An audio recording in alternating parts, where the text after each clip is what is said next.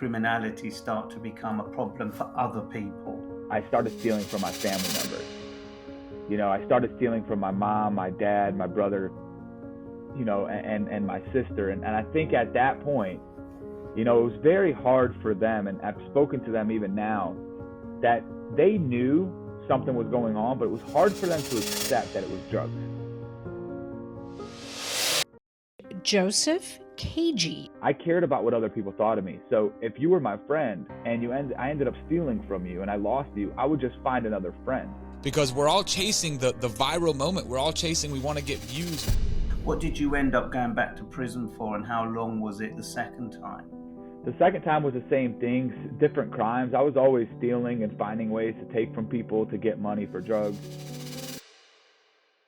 This time it was 3 years I got in prison. They gave me 3 years with 2 years probation, which is similar to like parole. They let you out if you commit any crimes, if you fail a drug test, you have to get a job. They give you 2 years. If you fail, you go back to prison. Welcome to the Second Chance podcast. I'm your host, Raphael Rowe. On this podcast, we talk to people from diverse backgrounds who share their stories of redemption, resilience, and second chance. Go to our YouTube channel so you can watch those interviews, subscribe, share, and click on the notification bell so you don't miss an episode. You have your own podcast, Joseph, I've just seen as well. Yes, sir. That's correct. It's called Let's Get Real. So, Let's Get Real. Okay. And I suppose that's a podcast about your own journey, which we'll get into. But just so that my audience are aware of the time difference, you are joining us from the USA today, right? That's correct. I'm here in Florida, in Jacksonville, Florida. Oh, that sounds like sunshine, heat, and brightness, whereas in London right now it's grey, cold, and almost wet and snowy. That sounds about right. Yeah, we got sunshine right out the window right now, so I don't want to throw it in your face, but it's there. And what time of the day is it in Florida right now? So we're at 9 a.m. right now. Oh, God, so your day is just starting where we're halfway through. Well, look, is it Joseph Kajy? Is that how I pronounce your surname? It's actually Kg, like the letter K, letter G. Kg. Joseph, thanks for joining me today. I like to kick off the podcast by, saying that I've read that you are a former drug addict. I've read that you spent some time being incarcerated, that you spent time in prison. I've read that, you struggled with your drug addiction for a number of years. I've read that you overcame your drug addiction, your time in prison, to become a successful entrepreneur and family man. But these are the things that I've read or I've heard.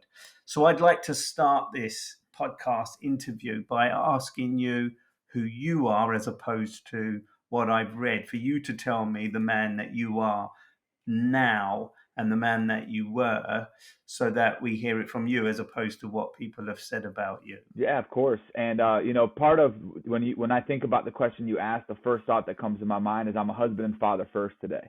I'm blessed to I have 5 total kids. So my wife and I got married almost 6 years ago. She had 3 kids from a previous marriage. So I right off the bat just came in and said, hey, 3 kids, let's go. It worked out perfectly. She was sent by God to me 100%. And we have 2 children of our own, which is 3 and 2. As you heard some of them trying to knock on the doors, they heard daddy's voice. So that's one of the most important things to me. And now, thinking about all the things you were talking about of my past, I used to think that's who I was. And today I just know that's part of my story. And it allows me to give hope to people that were in that place.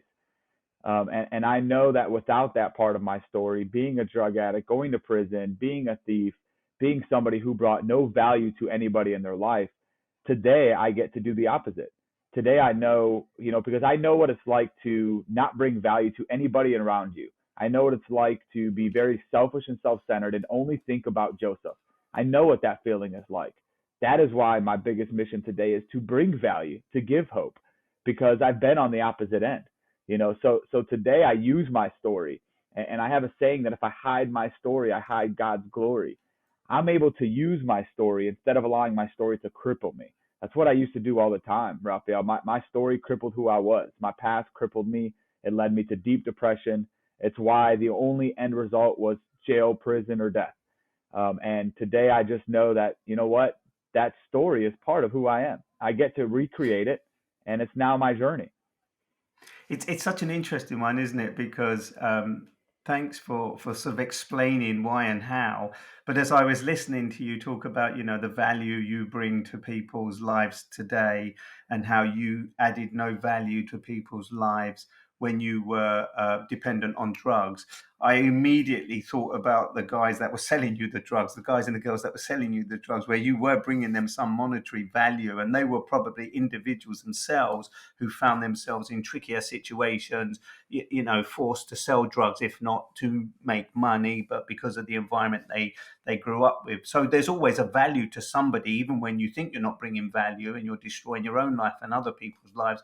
There are other people who get value out of that. How did you, Joseph, find yourself dependent on drugs, and at what point in your life were drugs something that consumed you as an individual? Yeah. So, we started off kind of talking about why my podcast was called Let's Get Real. And, for me, when I grew up actually in Detroit, Michigan, which is the north of the United States. And I moved here to the South when I was 14 years old. I grew up, I'm a second generation Iraqi Christian. So my parents were born in Iraq, Middle Eastern culture. The men in our culture, we're not used to talk about our issues. If you're going through something, you just figure it out, and there is no communication about what you're struggling with. So all the way up to the age of 14, I had little struggles, but I had so many people around me that I had a lot of distractions that distracted me from, maybe my inner voices or my inner demons, whatever you want to call them. But when I moved here to Florida, one of the biggest things that happened was it was a culture shock. I was not happy. I found myself becoming very depressed. And what happens to a 14-year-old kid who doesn't know how to deal with sadness? He doesn't know how to deal with anger. I really didn't even know how to cope with these emotions. I didn't think I should talk to anybody about it because that was the opposite of what I was taught, from my parents.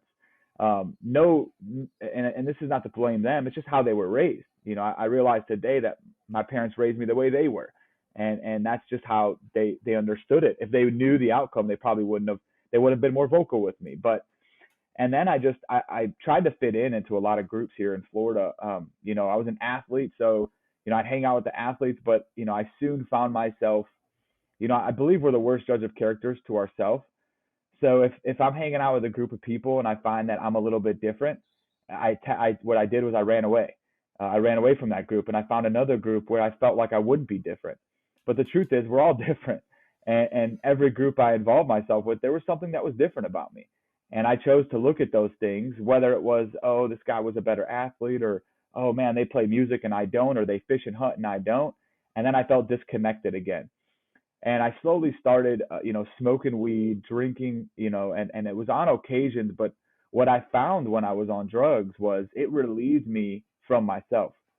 It relieved me from feeling any of these emotions. This is the first solution I found to dealing with my problems. Not a great solution, but it was the first solution I truly found that I said, you know what, when I'm sad, I don't feel sadness. I don't feel anger. I almost don't even feel like who I am. And that was the first time I realized I want to run from me. I've been running from myself for a very long time, and drugs and alcohol were a mechanism that I used to run from myself. And then I found opiates around the age of 16. And when I found opiates, that was a very strong, here in Florida, there was a big pain epidemic where they were just giving out pain medication like it was candy. It was very easy to obtain. So I became highly addicted to those. And anytime I woke up and I didn't have them, it's like my cup of coffee. I have my cup of coffee here with me right now because when I wake up, it's what I have here. It's habitual. And drugs did that to me. It was when I woke up and I didn't have them, the first thought was I need to go get them because I was left with me. When I woke up without the drug, I was left with me.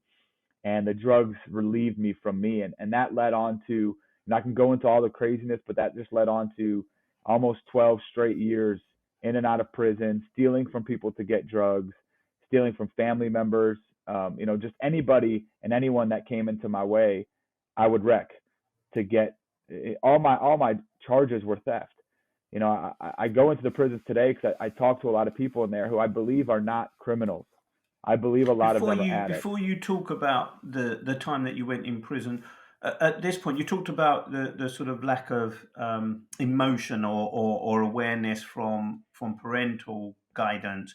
What about school? What was the influence of schooling and the community on you? Because it sounds like at the age of 14, 15, 16, you were already on this trajectory of self-destruction. What role did the community and the school play in your education, in your sort of not just education as in academic education, but in your understanding of the dangers of drugs, of consuming drugs and getting caught up in that world of criminality? Yeah, what's wild about how I am as an individual is if I want something, I will ignore all the other things that people are telling me. For example, just like, if I know eating a donut in the morning is bad for my health, I'll convince myself that it's just one donut. I don't want to hear about all the bad effects of it. So when I was in the education of on drugs, I knew, okay, drugs are bad, drugs could lead you to prison, and stay away from drugs. It was kind of the basic that I knew. But the truth is this, I mean, at least for myself, if you were to tell me that when I first started, I would end up like I did, I would have told you were crazy. I said, no, I'm not going to be like that. I'm just kind of doing these a little bit. I tried to convince myself that all the things that people were telling me, it's not going to happen to me. When I thought of drug addiction, I thought of the guy who was just on the corner of the road shooting a needle in his arm, just homeless guy. I didn't think it would happen to me. I just thought I'm different than everybody. And of course, it's I didn't want it to happen to me because I wanted to continue to do them. That's the truth. So it's like the guy who just goes to the gym every day but doesn't pick up a weight. He's there because it feels better. So listening to the education is all great, but if I don't believe in anything that they're telling me, it's my choice to believe, oh my gosh, my parents have taught me when I was younger, stay away from drugs, don't do them. But the truth is that's all I knew. And I don't think an addict, I should only speak for myself, but I didn't wake up one day and say, I want to be a drug addict. It was slowly but surely where I woke up one day and a friend said, let's smoke some weed. And I said, well, it's not heroin. That's okay. I wanted to fit in so bad that I ignored, all the fears and the dangers of what could possibly happen, especially because I was dealing with this inner turmoil of myself. I was still dealing with this inner depression, inner anger, inner sadness that I wanted to fit in because that also made me feel accepted. It made me feel loved. It made me feel, a more positive emotion than the feelings that I had now. So the education was great, but the truth was as much as people were telling me, when it came to my school, I was very good at hiding what I was doing for a short period of time. So if you knew Joseph at the age of 16, you didn't really think he was involved in drugs. I was showing up to church with my family. I was still showing up to school. It wasn't until, I found out as an athlete that I couldn't play basketball on the basketball team anymore because of some zoning for my school. Then I completely just said, there's no point of me going to school anymore. And then I just dropped out of school. It became almost like I felt like I was living in a different reality. So even though people were trying to educate me, that was their world. That's not mine. When you told me drugs are bad, I said, that sounds good, but you don't know what I'm going through. I always felt like nobody understood me. So the education system, I think, tried their best to do it. But at the end of the day, it starts with me. I was not very honest with people. I was not very honest with my emotions. I was just running away from anybody and anyone who was trying to take me away from those drugs because that was the only And what solution I had. and why was that? Because it doesn't sound like you, and correct me if I'm wrong, it doesn't sound like you were brought up in a disruptive household. You were going to church with your family. Your family, like you said, there was a bit of a culture going on in terms of people not expressing themselves. But what was it that you had this inner turmoil? What was this inner turmoil? This a lack of confidence within yourself that you needed to find a way to fit in with people. I mean, it sounds like you were an athlete, Yeah. you were intelligent, you had a good family around you, yet you wanted to fit in. Fit in with what? So what happened, like I said, when I had moved from Michigan to Florida, it was a big culture shock for me. That was the change. That was where I wasn't fitting in because so in Michigan, I grew up around a lot of people, and I was a popular kid because I played sports. So I mean, I always had people around me. There was not a day when I came home from school that a friend wasn't over or a cousin wasn't over. I was never alone. I was always around people. And then I moved here to Florida, and all of a sudden I'm alone. I moved here in the summer as well. So it's not like, when I remember thinking about it, I would just walk around the neighborhood and look at kids and think like, where am I? It was so different. So fitting in, and the culture is different, like here, the North and the South is very different. In the South, people are hunting, they're fishing. You're getting into high school, people have their cliques already, and I'm the new kid showing up, and I'm almost like, and when I was who I was in Michigan, it didn't fit in very well. I didn't feel like I was accepted as well as I was there. So now I felt like I had to not be that person, because when I was in Michigan, I was the athlete. I would go hang out with people. I was funny. I felt like I was myself. And when I came here, there was a part of me, and this could have been just fears and what I chose to see. But what I felt at that age was, if I'm me, I'm not accepted here. So now you're dealing with a 14, 15-year-old kid who thinks he can't be him. Well, who does he be? And this is where I started to figure out, I don't know who I am. And this was the journey from 14 to 26 of Joseph, never in understanding who he was, trying to be anybody else other than who I believe I am. That's why today I'm so big on let's get real. You don't need to be anybody else. And I talk about that stuff because it led me to this deep depression of trying to be like everybody else. And I realized if I just would have been me, I didn't need to have a bunch of friends. I didn't need to be the popular kid in school. I really wish I just could have talked to that Joseph and tell him, hey, it's okay to be you. It's okay to be who you are. And you don't need to be loved by everybody. I was so used to being loved by the whole high school, and being loved by every party person. That was my identity. I found my identity in that. And it's interesting because I was going to ask the question that you've just answered, which is it's okay to be yourself. It's okay to be the 14, 15-year-old Joseph that you were destined to be, and not to pretend or try to fit in. But how do you get a 14-year-old Joseph, Billy, Michael, Jay, Peter? How do you get Sarah, Jane, Kim? How do you get that 14-year-old to realize today, Joseph, that they can be themselves and they don't have to fit in? What are you doing? What are you trying to tell these young teenagers not to go down the same path that you went down? That's a great question. I have two of my own right now, a 19-year-old, just turned 19, and a 17-year-old. And I'm also talking to young people. And the thing I'm always constantly telling them is, if you don't figure out who you are and who you want to become, you will allow the world to change who you are. And then one day you will wake up and realize, I don't know who I am. And regret is poison. Regret is the one thing that you can never turn back from. And the problem is if you continue to look at the world and you continue to look at your high school and try to be everybody else, you're not going to be different. I believe the world needs somebody different. I'm also a spiritual person. And I'm always telling my children that God created you specifically with specific gifts. So if you're trying to be Michael, my son's name is Ryan. I tell him, if you're trying to be Michael, you're ignoring the gifts God's given you. And I read a book that I share with my children all the time, and we actually done this exercise. And it's a book by Stephen Covey called 7 Habits of Highly Effective People. And I think if young children can start looking at this, it's very important. Excuse me. And in the book, he talks about you walking into a funeral. He asks you to close your eyes and envision yourself going into a funeral. And there's your family members there. There's friends there. There's a lot of people that you know in this funeral. And you walk up to the casket. This is you inside of the casket. And people are going to speak at your funeral. What do you want them to say about you? And you start writing them down. And you really think about this. And I think why this is so important is because today it's so easy to get distracted in what's important to us. Money, fame, popularity. But most of the time, like even my kids, they want to go viral on TikTok. They want to get rich and they want to be a real estate guru. But when you look at what they wrote down on their, what people say about their funeral, none of it has to do with money. It's he brought value to my life. He was a great son. He was a great friend. I said, if you focus on these things, the rest will come.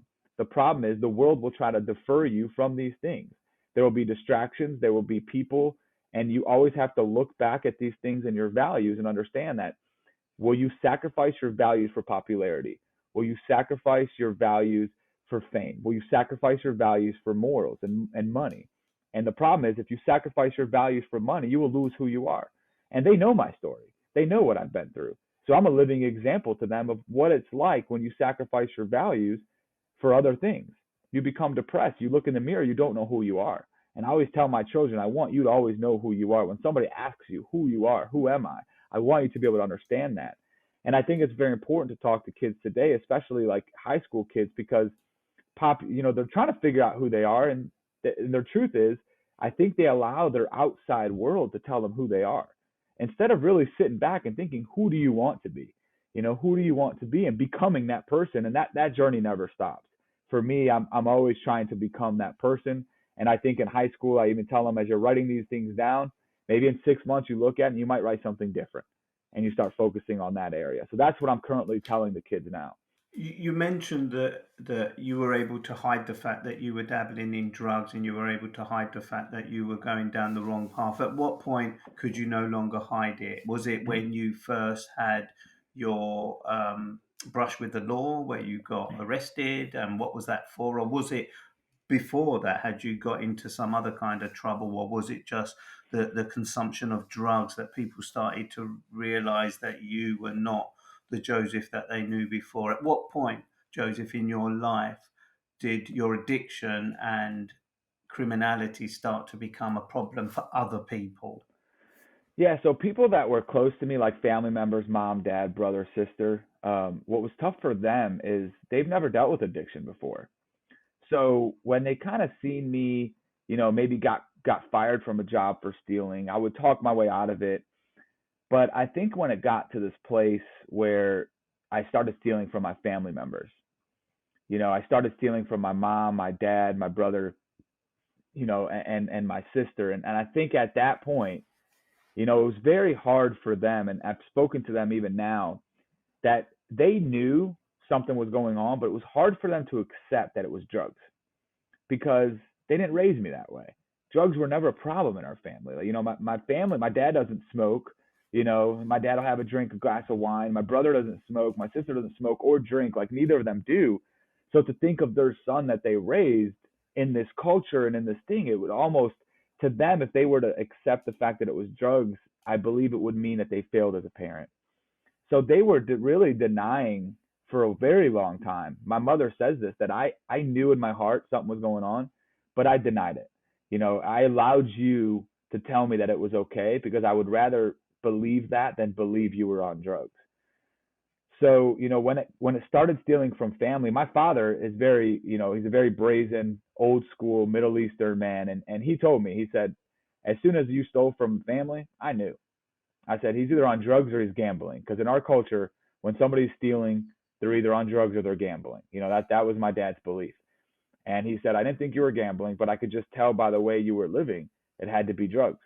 So that was I think when they realized. Now, outside people of family members, as I told you before, I cared about what other people thought of me. So if you were my friend and I ended up stealing from you and I lost you, I would just find another friend. As long as the people in my outside circumstances thought I was okay, it almost validated that I'm not that bad. That, look, they think I'm good. And I would hop from friend to friend to friend. And if you didn't, and then I would go to college and try to get like college friends to look good. Like, oh, I got college friends. You see, I'm doing good. But eventually, there was never a friend that I've met in my life, and this is a true story, that I didn't hurt, whether it was stealing from them or using them or abusing them. So the friends always figured it out, because it was eventually within a month or 2 months that they would realize, oh, I'm not who I said I was.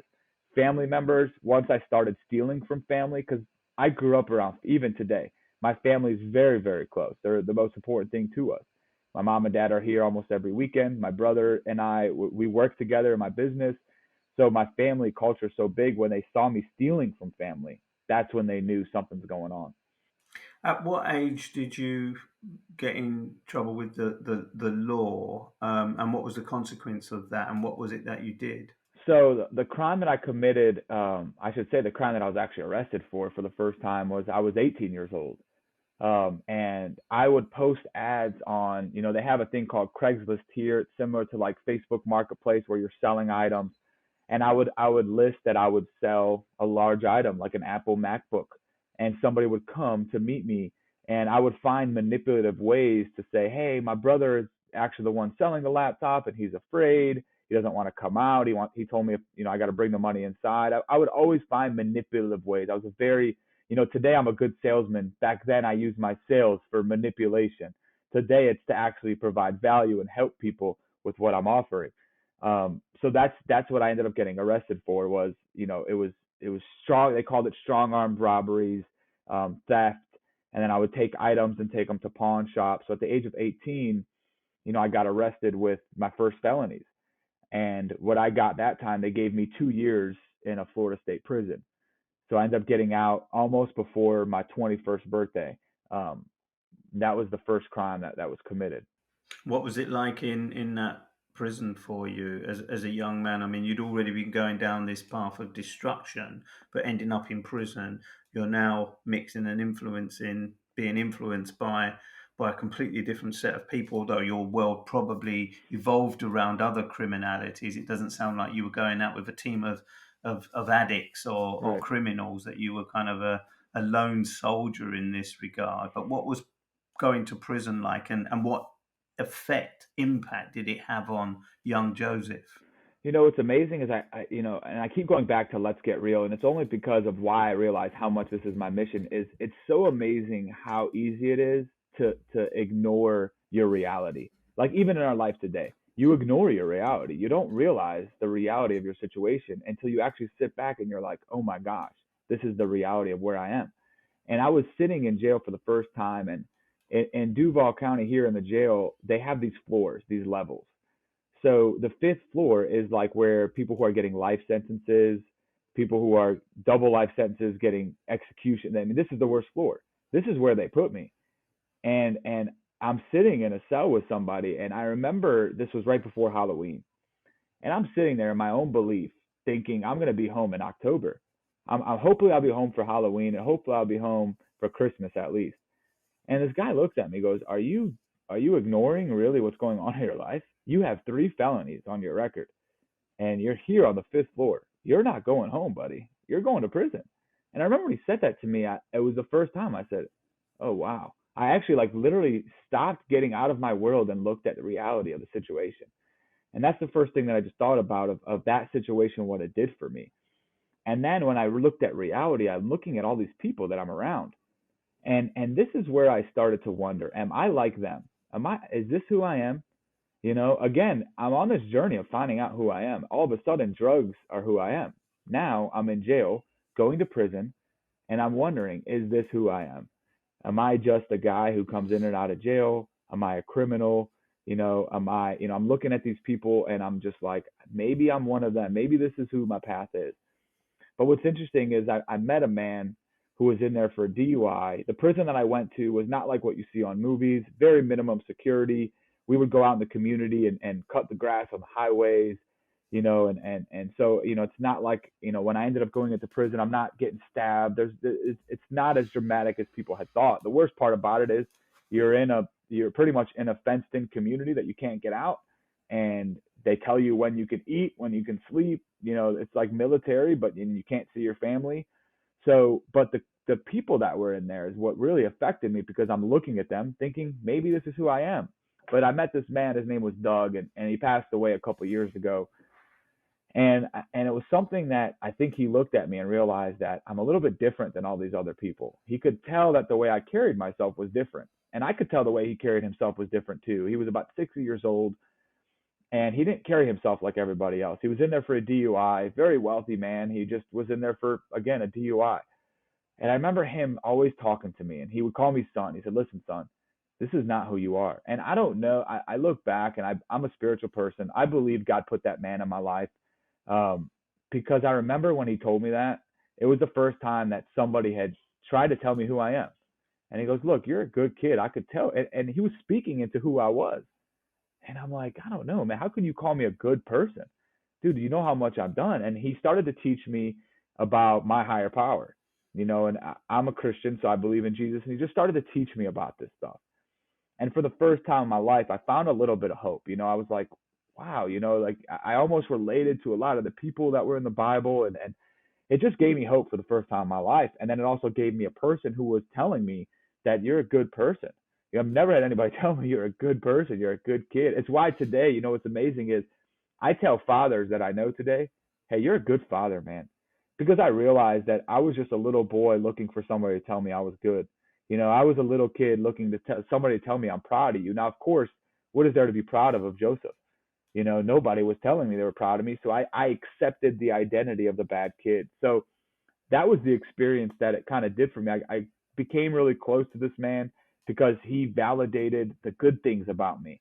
He said, I don't care what you've done. Like, I could just tell, like, when you go out there and you play basketball, you pick up the ball and you're the only one who like cleans up the rec yard, and when you're walking, you're saying, excuse me, like, I can tell you're a good kid. And I've never had anybody tell me you're a good kid. So for the first time in my life, I believed it. That what happened when I got out is I started to fall back into maybe I'm not, maybe I'm not. I didn't keep in contact with him. I got out before he got out. So I didn't put myself around people who were telling me you're good. And I didn't believe I was. So I started going back to accepting that old me again. And it happened again after 2 years. I ended up in prison again at the age of 23. And was that driven by your drug addiction? Was it when you got out of prison, despite being told that you were not the bad person, when you got out, you were again consumed by your need for drugs? And just you said that you are a Christian and have always believed in Christianity. Was that during your time in prison? I mean, how does that align with crime, drugs, deceit, and all the things that you were doing? How could you be a Christian who believed in what Christianity? I don't understand it. I call myself an ignorantist because I don't understand how religion works. Yeah. But I'm always baffled when people say they're religious and they believe in God and they believe in Jesus and they try and follow the path, yet they're still doing all these bad things, or what is considered in society to be bad. So where were you with your religion at this point, aligning it with criminality and drug use? Yeah. So I'd like to touch on that as well. But what the first part that I want to say is I grew up around religion. My dad was Catholic. It was religion. Not that saying Catholic is anything. I'm just sharing my experience with that, right? I grew up around religion. Religion was, if you're going to believe in Jesus and this is what you're going to do, you have to do good, right? You have to do good. You can't be doing bad because you're a Christian, right? And when you do bad, this is what you do. And that's how I grew up. I didn't understand relationship. That's what I didn't understand. I didn't understand a relationship with a higher power. What does that mean? I never understood that. The difference of when I went in this time is I started to learn about relationship. I started to learn, what's funny about that is I kind of thought a lot about how you thought is I can't really, how can I go to Jesus with like all this stuff? I'm even today, I'm still a messed up human being. I'm still jacked up. I'm not perfect. I still slip a curse word here. I still do bad things, that not criminal things, but sometimes I'll get angry at my wife, right? Obviously I'm not putting my hands on her, but I would. And if people would look at Christianity and say, oh, you're not supposed to be angry, you're not supposed to be yelling at your wife. What kind of Christian are you? And for me, and my experience with my belief and my spirituality is that's why I'm a Christian. That's really why, is I'm a messed up human being looking for somebody else to give me the power to recognize where I can get better. I'm never gonna be that person. I used to look at Christianity and think these are perfect, holy people. If I walk into that church, I'm gonna get probably struck down by lightning because of who I am. And when I started to understand from my spirituality, it's just a relationship. My prayer every day is, God, relieve me of the bondage of myself, because I have struggles in myself. And the more I can look to a higher power to give me that strength. And when I look at the scripture, whether anybody believes in all of it or not, I was looking at what it says the fruits of the Spirit is: love, patience, kindness, holiness, like giving, sacrifice, service. This is how I'm trying to live. I'm going to fail every day. I'll be the first one to tell you. I'm never going to live perfect. That's not the goal for my spirituality. My goal is to strive to be those things. But I just know in my own power, when I do that on my own power, my selfishness comes in the way, my pride comes in the way, my ego comes in the way. I just look to a higher power to help remove those things. And every day it's like it's a battle. Every day it's not like I'm trying to become this perfect man. Everybody who knows me knows I'm far from perfect. I'm just striving to become better every day. But on my own self-power, I just know it doesn't work. I've tried it before for me, so I used to have that same beliefs and, man, I got to be perfect to be a Christian, right? How can you call yourself a Christian, but you just said a swear word, and for me, Christianity, it's a relationship. It's not that I'm striving to be this perfect person, because nobody is. And if everybody was striving to be perfect, I don't believe we would ever need a God, which is sometimes what happens when somebody doesn't believe in a higher power, is because to believe in a higher power, you have to put your pride aside. It's not just you. And that's a hard pill to swallow, because we are prideful people. We do have pride, and it's tough to say that I depend on something else to give me strength. I want to be my strength. That may work for people. I'm not telling anybody what works for them. For me, I tried to be my own strength.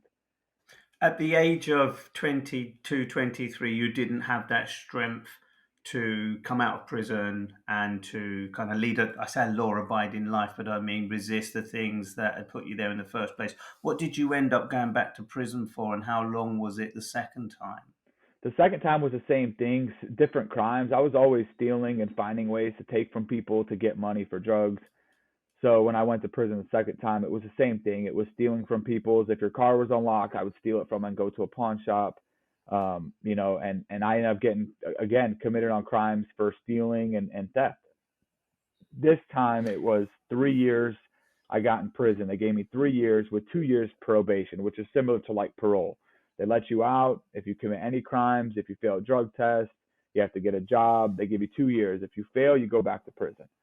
What did you learn in prison, Joseph? I mean, you met this guy the first time round, and his wisdom he shared with you, and I'm sure some of that stayed with you because you're talking about it today.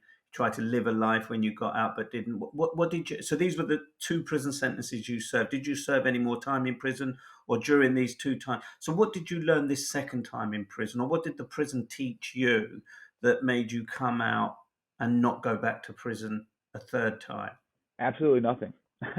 I wish I could lie to you and tell you they did. It's the reason why I go back into prisons today, because unfortunately, that there's no benefit. It's tough to say how and why they do what they do, because I don't want to put anything on anybody. But I go into prison and you're in there. There wasn't any programs for me. There wasn't any rehabilitation. It was my day to day was work, which means cutting grass and weed eating and cleaning up the highways. Come back, go to the rec yard and exercise, and go to sleep. That was it.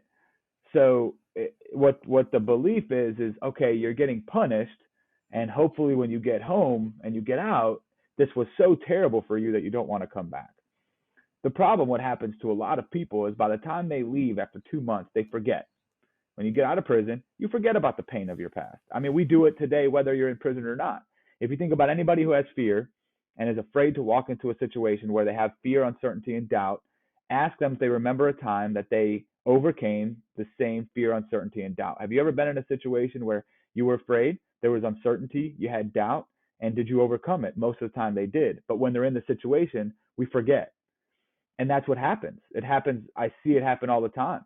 They forget. So prison, unfortunately, it even today, like I love going back to prison so I don't forget. I will never forget my prison number. I talk about it and I laugh with my wife when she asks me if my pillow is comfortable. I say, babe, I used to sleep on a little square pillow, and I would say things out loud on purpose because I don't want to forget. Because I believe the moment I forget, the moment I can slowly fall back. And I don't believe, I tell people, I don't believe people go back. They wake up one day and they go back. I'll use this analogy of, imagine that, you're on a roof, there's a 10-story building. And if you're standing on the roof, slipping on the edge, you're close to death. Well, if you're on the ground, obviously you're safer. Well, when you get out of prison, you're on the ground, right? You feel safe. Okay, I'm never going back. I remember what it's like. And then there's a ladder that's climbing up this 10-story building. You don't just get to the 10th floor. I'm sorry. You all of a sudden you meet somebody, right? That maybe is not a great influence, but he's not crazy. So you kind of start hanging out with that guy. First step. Then you maybe meet a girl. Then you start going to the club, and then all of a sudden you start hanging out with a bunch of people. And now all of a sudden you're smoking weed, and now all of a sudden you're drinking, and slowly but slowly you look back and you're like, how did I get here on the 10th floor, and I'm sitting on the roof about to fall off? The truth is it all started with one small decision that led to another, led to another. And for me, that's what I learned about in prison. It's really what I learned. I learned, number one, it gave me a perspective of slowly but surely you have to methodically make these decisions in prison to survive. So it's like to get to plan, to get to even go to eat early or to do something, you have to methodically plan. Like, let me go stand by this, let me go stand by that. It taught me how to live in there, but out here it's different. The problem also in prison is there's a lot of drugs in prison. So again, here I am left with the bondage of myself, and now I'm in prison. So it's like, what are you going to do now? And I slowly went back. What changed for me was I got 4 months left of my prison sentence. I'm sitting in a 10 by 10 cell. There's an individual who's probably 70 years old who is my bunkmate. I end up getting in trouble for having cash on me in prison, and I'm still doing the same old saying this time in prison. And this guy looks at me and he says, "You're going to be just like me." And I look at him, and for some reason, it was almost like I'm looking at what I could be like.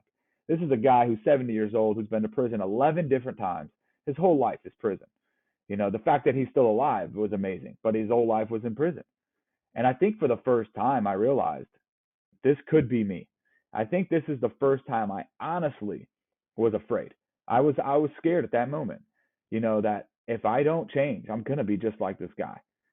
And the scary part for me, going back to my spirituality, is I've tried on my own will. Listen, I don't call myself smart, but if I want to work on something, I get it done. I'm a business owner today. So, I'm a husband, I'm a father. When there's something to do, I get it done. Give me a task, give me a problem, I'm ready to solve it. This was a problem I couldn't solve. I couldn't understand why I kept going back to drugs. I couldn't understand why I'm sitting in this 10 by 10 cell, knowing that if I go back to drugs, I'm going to be like this guy. But if this guy would have offered me a drug, I would have said yes.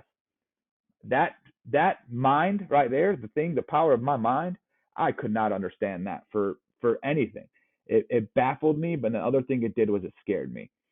So what I started to do at that moment was, the first thing I did was I prayed. Whether I didn't even know if I was going to be heard or understood or anything. I just didn't know what else to do. So I just prayed. I said, God, if you are real, I want you to remove this obsession that I have in my mind to still want this drug. I don't understand why. What started to happen, because I didn't understand why, I started to research. I started to read. I started to try to understand the mind, because it was up here. It wasn't like my body was craving it anymore. Up here, mentally, I wanted it. And I've never read self-help books. And the reason why I mentioned the Stephen Covey book, 7 Habits of Highly Effective People, that was the first book I read. And when I started to read that, I started to understand about how all effective people and successive people, they master this. They master their mind. If you're listening to this, I'm pointing to my head. It was all how the mind works and the mindset. What was crazy is that I started to read this book, and I started to read this book called Alcoholics Anonymous. Now, I'm a drug addict. I'm not an alcoholic, but I'm starting to read this book about the alcoholic mind and how it works and how baffling it was. And I was like, I related to it. And some people say, well, they call it a disease. Do you believe? I don't get into all that. All I know is I read the book. I related to it. I used a lot of the things that it taught me. And I said, this could work for me. And I started to apply those things. And as soon as I came home, that was the first thing I started to do. I got involved in a program of recovery because I just didn't know if it was going to work, but I saw people working, and I said, if I can overcome this mindset thing of wanting to use drugs and alcohol, if I can stay away from drugs and alcohol, I believe I can accomplish what I want to accomplish. I believe I can change my story. I think that was the one time I realized that I'm not a thief. I'm not a criminal. I'm not a liar. Like, I'm actually a good person. I know I am. It's just drugs and alcohol turn me into this thing that I don't want to be. So if I can overcome that, then I could focus on being who I am. And that was the journey. I came home right away, and I got involved in a program recovery to try to uncover who I am. I uncovered my past, and I started writing this new chapter for myself. And when you talk about your addiction, we're talking about opiates, right? We're talking about heroin. I mean, was that, smoking it? Was it injecting it? I mean, how bad was your addiction if it was controlling your life so much?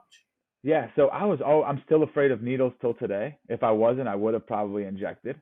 But I was always snorting them. So that's how I was taking them.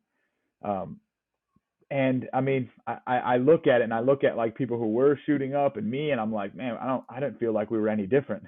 Our habits were very the same. The only difference is they had to use it differently, and I had to get different tools than they did. But our lifestyle was very the same. When you came out of prison and you went on this kind of recovery path, what was the turning point then? So you talked about overcoming the drugs, and once you could overcome the drugs and the alcohol, you could find the Joseph that you knew was underneath the drugs, or could come out from behind that curtain of drug taking, alcohol consumption. What did you find, Joseph, about yourself that you were capable of doing and went on to do? One of the biggest things that was a surprise to me that I can help people, that I could provide value to people. That was a surprise to me. I didn't really, honestly, I realized I was trying to like, okay, become who I am, but I never thought it was going to bring me on this journey that I could provide value to people. I could be valuable. I can use the things of my past for a purpose. That part I didn't believe, but that's what I started to understand. What I started to understand was that when I came home from prison, I created a lot of damage, right? And before I worked the program recovery, like the first time when I came out, I believe the reason why I was still not accepting who I was and loved myself was because of the damage I created. I mean, I created a lot of damage. There was people who could not sleep in their homes at night because they were afraid because of what I've done. My family had to deal with so much pain and so much agony of everything that they went through that I caused. I was carrying this burden. And what I found when I got into recovery is I had to look at that burden and say, hey, go clean it up. The people that I hurt, go make amends. That's how I'll deal with it. And I never understood it, but today what I understood was, I look back at all the things I've done, and I've at least made an attempt to right those wrongs. I can't change my past. I can't change the people I've hurt. I can't change, things I've done, but I could at least change how I view them. And how I view them was, this is what I did. Is there anything I can do to make this better? I went to restaurants that I stole from, that I know I took a couple $100s from the register, and I took an envelope and I went there and I said, hey, I know I'm not allowed in the establishment, but this is what I did. I was in my addiction at the time. You guys did not deserve this. This had nothing to do with you guys. And this is the money that I took from you. Is there anything else I can do to make this better? Many of them said, no, we really don't need the money. And I said, no, I understand you don't. But part of my program is to give back what I took. And I need to right what was wrong. It's making a direct amends. If I know that I stole from you, I don't want to go to bed knowing I owe you $200, but I have $500 in my bank account. I won't sleep good at night. This is the new Joseph I'm starting to create. And what I learned the program recovery does is when you're doing that, it's not so much about getting the forgiveness. It's not so much about people looking at you different. I'm creating habits of how I act now. Now, if I wrong somebody, I go pay them back.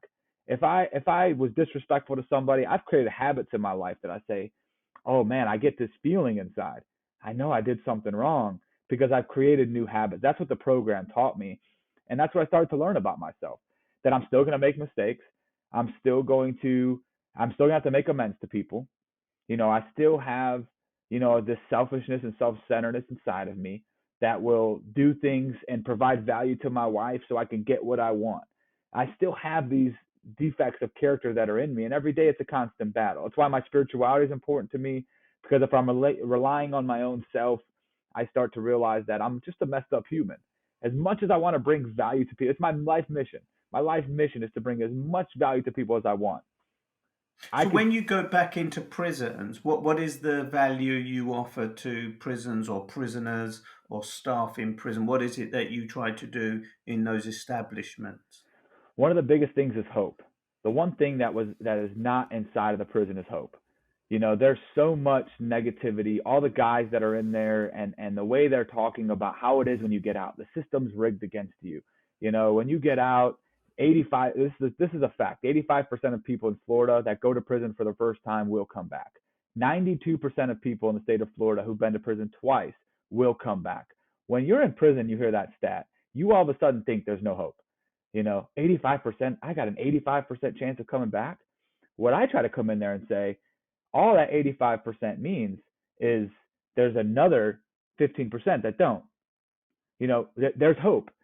there's a possibility that you don't have to be a statistic. I don't want you thinking of just a statistic. I look at my life, and this is what I'm telling them. I was a drug addict. I've been to prison twice. I have 38 different felonies on my record. Each time I went to prison, they charged me with a bunch of felonies. The system was maybe set up against me. Maybe it is. That's what you think. But there's a possibility that it's not a system. It's really what you changing. If you come out of here and you believe you're coming back, you will come back. But I want to give you guys the hope to say that here's some things you could do. Here's some places that are hiring people. They're telling you how hard it is to get a job as a convicted felon. That is true. It is harder, but there's still jobs out there. So I want to come in and almost play like devil's advocate against the things that people are telling them in there as a real life example and as somebody who's been to prison before, and give them hope. And honestly, a lot of the guys tell me that's the biggest thing you do for us is to see somebody who came to prison multiple times, but has gotten out and has become a success and is happy and joyous and free and living a good life. That gives me hope, because I keep hearing that, 85% of people are going to come back, and I just keep thinking I'm going to come back anyways. And that's the biggest thing that I'm just sharing with these guys, giving them tools, helping to change their mindset, helping them to learn how to deal with the resentments of their past, helping them to understand how to deal with anger, helping understand that, the people you surround yourself with is very important to helping you not be part of that 85%. And I'm teaching them about that ladder that I was telling you about, that, before you know it, you're on the roof. Well, I want to show you guys what each step is. It's your people, it's your mindset, it's the things you're listening to, even the music that you listen to every day, the things you put up here. All of a sudden you wonder how I'm on the 10th floor looking down about to fall off and end up back in prison. But if I can show you what the first step is, when you see somebody come into your life that says, hey buddy, let's go to the strip club and smoke some weed, you're aware, oh no, that might be, it's so funny. I tell people all the time, I'm still scared of going back to prison. I'm still scared of going back to drugs. If you're a friend of mine, you work out with me in the gym, and I know you smoke weed, I'm almost like, not that I'm not around you, but if you want me to hop in your car and go grab something to eat, I'm going to take my own truck. I'm just going to hop in my own car and I'm going to take my own truck. It's not that I'm not going to hang out with you, but I'm going to protect myself because I'm still playing like, hey, I feel I could go back. And that fear is what keeps me sober. That fear is what keeps me from even accepting hopping in that car and wondering if that guy's going to put some negativity in my mind to say, yeah, I'm going to go to this party later and all these girls are there. I don't want that here. I just got to protect my environment. So I'll get in my own car. I'm paying attention to what you might be, that first step on the ladder, and I don't want to hop on there. And all of a sudden I don't realize I'm going to the top floor. What does second chance mean to you then, Joseph? Is it about giving other people the hope, which is part of that second chance? Is it about you taking this second chance? You have a family, children. You have. I think you said you're an entrepreneur and you have your own business. So is it about, as well as making prisoners aware that there is an alternative path when they come out, but there are big decisions to be made in their own lives? Or is it about both things for you? So my question, I suppose, is what does second chance mean to you? For me personally, as you're saying that, the only thing I could think of a second chance means to me is giving myself a second chance. I think that's so important. I think it's giving yourself a second chance, giving yourself a second shot. Because if we're depending on the world and community and everybody else to give us a second chance, they might let us down. Like if I got out of prison and thought about the world giving me a second chance, I would have been very angry when I wanted to rent a home and I checked yes on the felony and they wouldn't let me rent the house. I would have been mad at myself. I would have been mad at the world. That I would have said the world is not giving Joseph a second chance. Why can't I go vote? Why can't I carry a weapon to protect my family? Why can't I, rent a home? Now all of a sudden I become a victim if I want everybody else to give me a second chance. I believe in accountability and responsibility. It's up to me. If it is to be, it's up to Joseph. So if I want a second chance to me means give yourself a second chance. Change your story. You don't have to tell yourself who you are. Give yourself a second chance. If you're doing life in prison, I tell these guys in prison, give yourself a second chance. If you're here, give yourself a second chance. What can you do for people in here? Maybe the world's not giving you a second chance, but what choice do you have? Give up? You can give up on life or choose to say, I got a second chance. I'm not dead. I'm alive. I'm here. Maybe I could provide some value here. Maybe I could change somebody's life here that's going home. And for people that are getting out, don't look for the world to give you a second chance. If you're getting out of rehab, if you're getting out of prison, this is your second chance. It's your second chance that you have to give yourself, though. And now you can start creating this new story instead of allowing the world to give you that second chance. And I only say that because for me, I wanted the world to give me a second chance. I wanted the world to tell Joseph it was okay. And until I started to say, Joseph, it's up to you. You know, don't depend on the world. Don't depend on your family. Don't depend on the job. Don't depend on a girl. If it is to be, it's up to you. And that, to me, that's what second chance means. Thank you for watching or listening to the Second Chance podcast, where we share stories of redemption, hope, resilience, and second chances. Who deserves a second chance? Who has the right to give someone a second chance? And is a second chance even deserved? That's what Second Chance is all about. So subscribe if you want to be kept up to date with new episodes.